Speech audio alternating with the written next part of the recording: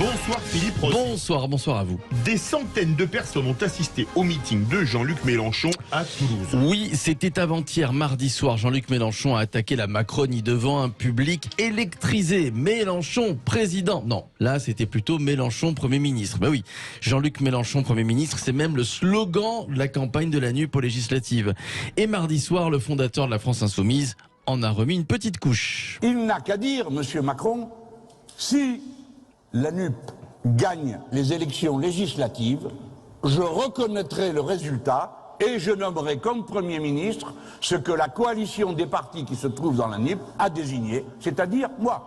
Moi, Jean-Luc Mélenchon s'aime beaucoup, les militants aussi, mais ces derniers jours, les militants n'y croient plus trop. Pour parler franchement, je pense que c'est pas sûr du tout que Mélenchon soit Premier ministre. C'était bien qu'il pose cette perspective.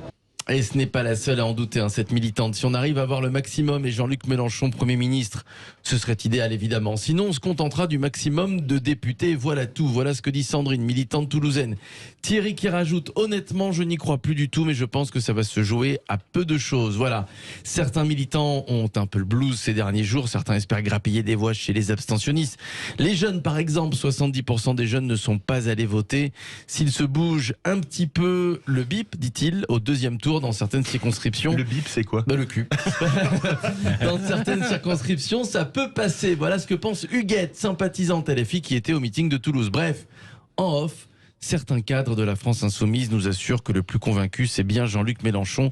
Il le sait, il le sent, il va jouer un rôle dans ce quinquennat. Oui, il peut être Premier ministre.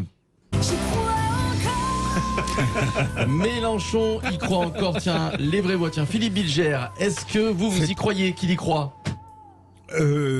C'est très intéressant, Philippe, de voir des deux côtés, du côté d'Emmanuel Macron et du côté de Jean-Luc Mélenchon, enfin de ses soutiens, une forme d'incertitude, évidemment pas de même nature. Au fond, derrière la façade, il y a des doutes sur la possibilité de la victoire que chacun souhaite. Ouais.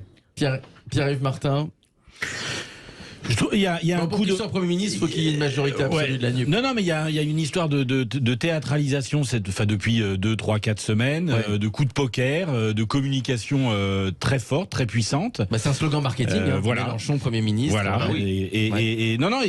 Il y a eu au moins un mérite, c'est d'avoir donné un petit peu de tonalité dans cette campagne qui était complètement atone.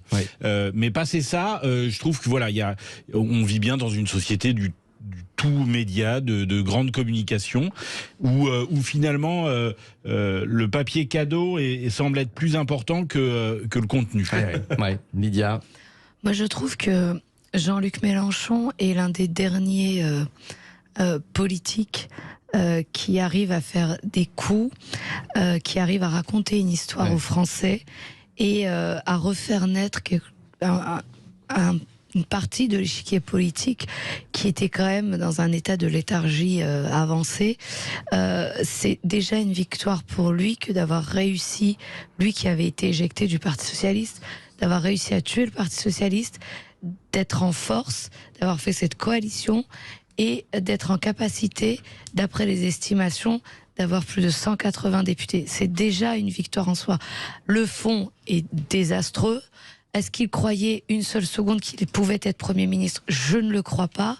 Mais l'objectif de son « Élisez-moi Premier ministre », c'était de créer un effet de blast, de communiquer, et tout le monde l'a repris, et on en parle encore aujourd'hui, et finalement de s'imposer comme le premier opposant à la Macronie et d'effacer Marine Le Pen, qui, elle, était au second tour d'élection présidentielle. Justement, parlons de l'opposition.